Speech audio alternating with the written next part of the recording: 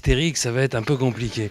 Et en fait, non, dans la synthèse, je voulais évoquer... en fait, la journée s'est passée en deux temps assez distincts. Le point commun, sans doute, c'est qu'on l'a bien vu avec les dernières interventions, c'est une affaire de rencontre, c'est une affaire de doute, c'est une affaire de risque.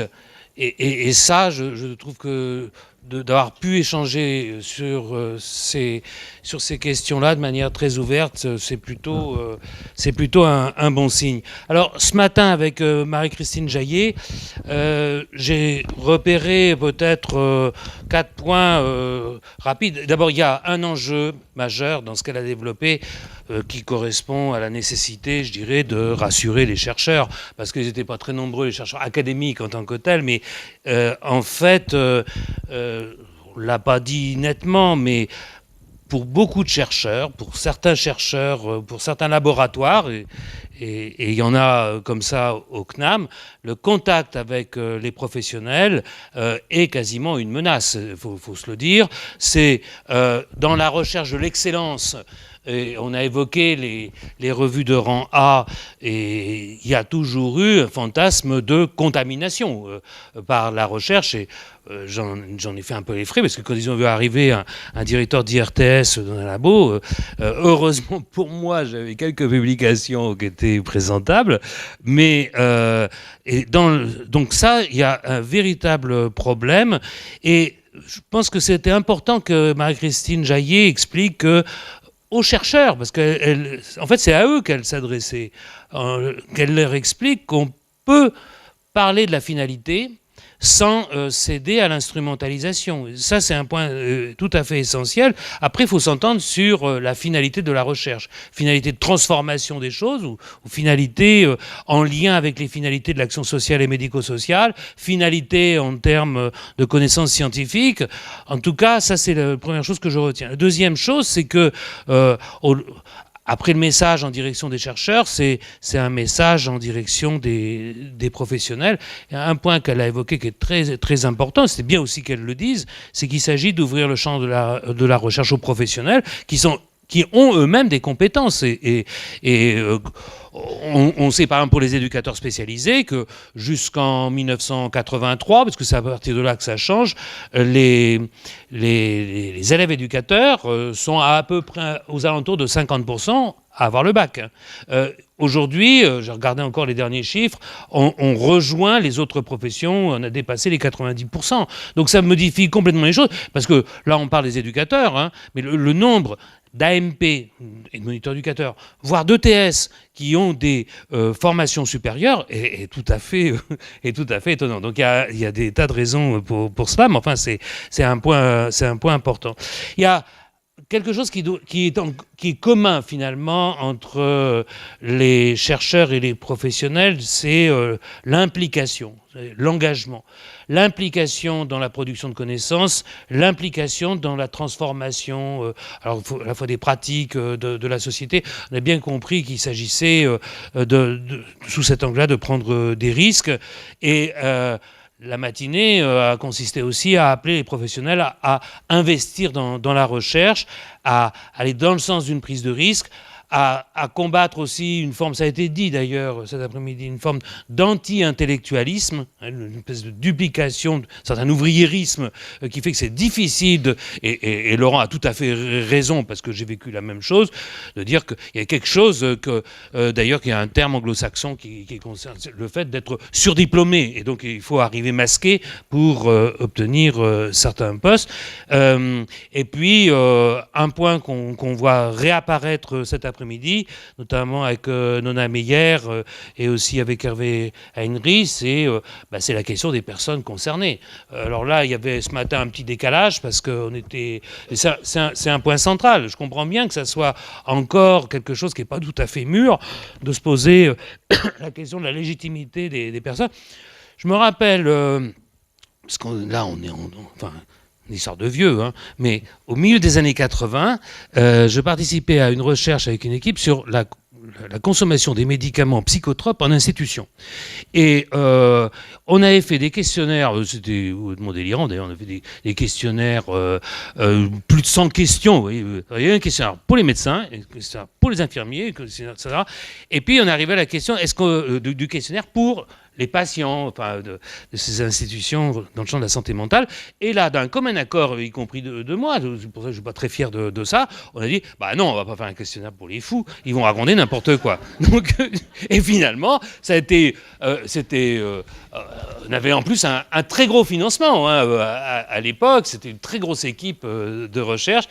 Et on se rend compte que eh bien, c'est quelque chose qui a à voir avec la représentation.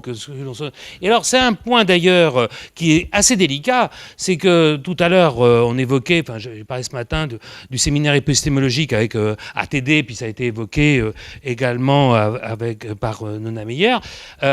Il y a quelque chose d'ailleurs que j'ai abordé, j'ai eu l'occasion d'aborder avec les CCPA lors de la dernière réunion du Haut Conseil du travail social, c'est qu'on aurait tendance, chez les personnes accompagnées, à utiliser une espèce de hiérarchie implicite. C'est-à-dire que finalement, il y en a qui sont peut-être un peu moins bornés que d'autres. Donc oui, on va travailler avec les CCPA, on va travailler avec des personnes en situation de grande pauvreté, de précarité. Mais bon, les personnes relevant du handicap, etc., vous n'y pensez pas un seul instant. Quant à la protection de l'enfance, c'est compliqué. En plus, ceux qui sont là pour des raisons, disons, qui font que la justice s'implique là-dedans. Enfin, donc, ça, c'est un vrai problème. Et d'ailleurs, le Haut Conseil va avoir à le traiter, puisque le groupe de travail qui concerne la participation des personnes accompagnées dans la gouvernance et dans un certain nombre d'institutions, il a été tout de suite occupé. Il y a des places qui ont été occupées par les CCPA, mais il va y avoir évidemment un problème. Donc, attention à ne pas établir des niveaux comme ça. Ce matin, on parlait des catégorisations, mais c'est un vrai problème. Je trouve que cet après-midi a été l'occasion d'aborder des choses de manière un peu, enfin même très, très concrète, avec tout d'abord ce qui concerne les préfaces, préfices, et puis aussi ce qu'a évoqué Catherine Lanzi pour le RP. Alors, là, je corrige un peu ce que j'avais dit ce matin, où je le complète. C'est-à-dire que, bien entendu, la question de la professionnalisation doit être reliée à la question des publics. D'ailleurs, il y avait sur une des diapos cet après-midi était fait mention de évolution des publics, hein, en plus de la question de la professionnalisation. Et c'est important aussi que Catherine Lanzi ait évoqué la question de la place des émotions. Parce que j'associe ça avec une recherche qui a été achevée il y a quelques mois, mais qui n'a pas été publiée encore, qui a été menée par une équipe du CNAM avec Martine Dutoit, mais du laboratoire lié aux sciences de l'éducation, à propos des handicaps rares.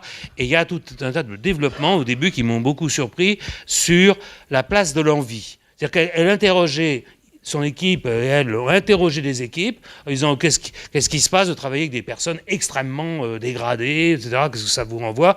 Et finalement, elle pose cette question, et je trouve que ça peut intéresser aussi les approches managériales, de se poser la question de l'implication sous cet angle-là de l'envie. Parce qu'évidemment, c'est pas la même chose si je dis que le critère, c'est le niveau de qualification ou la motivation dans le travail liée aux formes d'organisation. Le mot envie, au début d'ailleurs, il chiffonne, mais je pense que ce que tu as dit à propos des émotions me paraît quand même tout à fait important. Avec Guy Mérins, il y a quelque chose également qui m'a fait faire le lien avec les états généraux du travail social, qui est en fait assez difficile. C'est l'identification des actions inspirantes. Alors là, il y a toujours eu une difficulté à arriver à construire des bases de données ou à identifier des choses qu'on peut appeler bonnes pratiques, etc. Parce que ça suppose de classer, ça suppose une cotation, parce qu'en fait, il ne l'a pas présenté comme ça, mais la question peut se poser, de savoir, il y en a du plus ou moins inspirant, il y en a même m'inspire pas du tout d'ailleurs, même si et il y en a d'autres, ouais, c'est super. Et donc là, se pose la question de pas de l'outil, mais enfin pas l'instrument de mesure, mais disons le critère d'appréciation. Et je me rappelle qu'on avait travaillé avec la DRJS en Ile-de-France sur ça, qui avait préparé un modèle de fiche. Alors, et puis d'ailleurs, il y a eu un questionnaire lancé par la Direction générale de la cohésion sociale, auquel on a obtenu 15 000 réponses quand même, hein, au moment des États généraux. Et quand on a dépouillé, on ne savait pas trop quoi en faire. Dans le questionnaire, il y avait quelque chose de sympa, c'est qu'on demandait « rajoutez ce que vous voulez », etc. Donc il y avait un peu du qualitatif. Mais dans les fiches de la DRJSS, c'était vraiment inutilisable parce que ça ne donnait aucune information. Donc ça, c'est très délicat. De la même façon, d'ailleurs, parce que, je sais pas vous, à l'époque de la MIR, Michel Chauvière avait obtenu un financement pour faire un annuaire de la recherche dans le social. C'est comme ça qu'on a été un certain nombre à être repérés alors qu'on était formateurs, on faisait des trucs, donc c'était tout à fait intéressant. Et puis, normalement, il y a eu un accord passé entre Acofis et AFUTS pour refaire un annuaire, mais cette fois-ci électronique. En fait, on n'y est pas arrivé et on n'arrive pas à déterminer les contours de cet annuaire. Donc, il y a un vrai problème. Je trouve que dans l'après-midi, alors ce qui m'a vraiment intéressé, mais bon, ça n'engage que moi. D'abord, c'est 4 choses. D'abord, avec l'intervention de Nona Meyer, c'est le fait d'avoir un point de vue quand même très offensif en direction des personnes. Et il y a quelque chose de l'ordre, d'ailleurs, je ne sais plus quelle association, quel journal, parce que qui s'intitule les porte-voix pour les sans-voix, ça vous peut-être me dire, vous avez vu cette formule, je ne sais pas si c'est Advocacy France qui l'utilise, enfin il y a différentes formules de ce genre, mais il y a une fonction de traduction, et qu'à ce moment-là, la recherche, elle doit aboutir non seulement à un engagement, mais également à une prise de responsabilité par rapport à ce qu'on entend valoriser pour faire avancer les choses, et qu'on ne peut pas se contenter d'observer les personnes ou les associés sans se faire aussi l'écho. D'ailleurs, dans le rapport du Conseil supérieur du travail social qui s'intitule « Refonder le rapport aux personnes », merci de ne plus... Merci Roland de ne plus nous appeler usagers. Eh bien, il y a cette notion de travail social en résonance. Hein, donc, on est plutôt sur cette idée-là. La deuxième chose, alors le témoignage de Hervé Heinrich, il est vraiment étonnant parce que on sait la médiatisation de quelqu'un qui raconte aussi des choses un peu semblables. Je pense à Alexandre Jolien, hein, qui a été gamin, adolescent, considéré comme vraiment une locumène, hein, et il raconte comment il voyait les éducateurs, etc. Puis maintenant, il écrit des ouvrages de philosophie. Mais dans le cas de Hervé Heinrich, alors tout à l'heure on parlait des bipolaires, on parle des grands schizophrènes, des entendeurs de voix aussi. Je vous renvoie au fameux livre de F. Gardien sur les innovations dans le champ du handicap. Il y a un chapitre sur les entendeurs de voix. Là, il nous expliquait qu'il est 3 en 1. Quoi. Donc c'est un peu la trinité redécouverte. Et je trouve que ça, c'est quand même assez exceptionnel. Alors, il a construit son propos en 3 temps. En fait, c'est les 3 temps d'un parcours de vie. Mais c'est intéressant, je trouve, de montrer comment ça se combine, parce que les 3 temps ne font pas que se juxtaposer. Et non, ça vraiment, c'est vraiment tout à fait intéressant.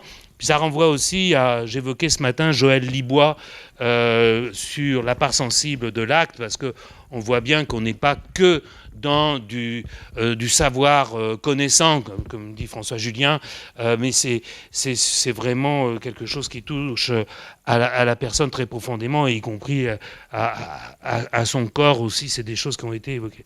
Le troisième point, je trouve intéressant, c'est dans l'intervention de Guy Mérins, où il y a un petit dessin assez rigolo sur la résistance, et le visage de la résistance, hein. En fait, là, je ne sais pas comment, il faudrait voir un peu comment les choses peuvent évoluer, parce qu'il y a la résistance comme l'effet de l'annonce d'une activité de recherche, que comme on met en route un travail partenariat avec une équipe, et il y a des labos qui travaillent déjà avec des institutions, et on comprend que ça entraîne un certain nombre de résistance. Je me demande dans quelle mesure la résistance ne peut pas être un objet de recherche. Parce qu'en fait, la souffrance au travail est un objet de recherche, mais les résistances adossées à une culture professionnelle qu'on n'arrive pas à faire évoluer, ça, à mon avis, c'est un objet de recherche et il y a un certain nombre d'intellectuels du secteur qui pourraient, des objets d'ailleurs, d'analyse de cette recherche sur la résistance. Et puis, pour terminer, avec les interventions de Laurent Cambon et puis de Laurie Périgot, là, on est sur des parcours de vie, on voit bien, enfin, c'était très typique des évolutions dans le travail social, dans la façon de penser. Il y a 20 ou 30 ans, et beaucoup de formateurs sont malheureusement encore là-dedans, on était surtout sur, on parle de culture du projet, méthodologie de projet, enfin une espèce de représentation de l'avenir d'une manière la plus rationnelle possible, quitte à ensuite évaluer les effets de façon à redémarrer un projet. Vous voyez, la logique de 2002, et aujourd'hui on est dans du post-2002, c'est qu'on a du mal à admettre cette période, elle est en train de se terminer, et quand on parle de parcours de vie, c'est aussi pour intégrer les accidents de parcours, c'est tout un tas de choses qui sont de l'ordre de l'indécidable, et en l'occurrence, ce qu'on voit en commun dans les deux propos, à mon sens, c'est que c'est une affaire d'épreuves, et ce sont des épreuves qui touchent les personnes très, très personnellement, et derrière, c'est le rapport à la différence, et quand Laurie évoquait son intégration difficile, etc., en fait, c'est ça le problème. C'est que, alors, on remarquera quand même que, au-delà du clivage entre le chercheur, le professionnel, etc., de plus en plus, on utilise des termes doubles, comme à l'université. On parle d'enseignants-chercheurs, de formateurs-chercheurs, c'est une revendication notamment de la FUTS pour que le formateur-chercheur ait un statut. Il y a l'usager-chercheur, donc on intègre déjà ces binômes là-dedans, mais malgré cela, il y a toujours ce rapport à la différence. Après, la question, c'est de savoir si cette différence, elle est mortelle ou pas. Et on fera l'hypothèse ici que si on peut en parler collectivement, et puis c'est là où le rôle des associations est extrêmement important, que, eh ben, on doit être en capacité de faire avancer les choses, parce que, en fait, il y a des intérêts partagés dans cette affaire. En tout cas, c'est l'hypothèse que je fais. Voilà, je vous remercie.